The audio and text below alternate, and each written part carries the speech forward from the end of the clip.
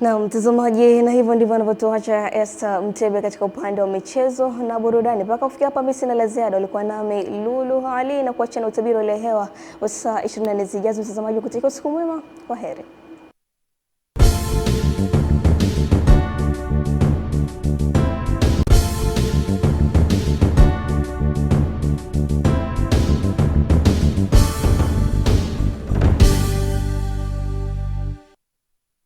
Habari za wakati huu na karibu katika utabiri wa hali ya hewa. Na tukianza na usiku wa leo, ni matarajio yetu kuwa maeneo ya ukanda wa pwani kaskazini isipokuwa mkoa wa Morogoro, maeneo haya yanatajwa kuwa na hali ya mawingu kiasi, mvua nyepesi katika maeneo machache, wakati maeneo mengine ya nchi yanayosalia maeneo haya yanatajwa kuwa makavu, na hali ya ubaridi bado ndio kutajwa katika maeneo mengi, na kiwango cha chini zaidi cha joto kinatajwa kwa nyuzi joto 10 katika mkoa wa Njombe, na mifumo ya upepo inatarajiwa kuvuma kwa kasi ya kilomita 30 kwa saa katika ziwa Victoria, ziwa Tanganyika, ziwa Rukwa, ziwa Nyasa pamoja na ukanda wote wa pwani, na hivyo hali ya bahari pamoja na hali ya ziwa inatajwa na mawimbi makubwa kiasi. Na kwa siku ya kesho pia ni matarajio yetu kuwa mkoa wa Tanga pamoja na visiwa vya Unguja na Pemba, huku inatajwa na hali ya mawingu kiasi, mvua katika maeneo machache pamoja na vipindi vya jua.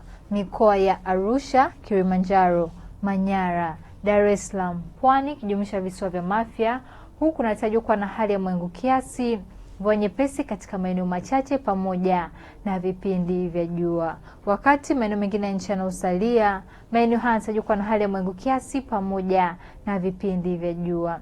Na mpaka kufikia hapa, kutoka Mamlaka ya Hali ya Hewa Tanzania hatuna la ziada. Ulikuwa nami Rebeka Luhitana. Tukutane hapo kesho muda wakati kama huu.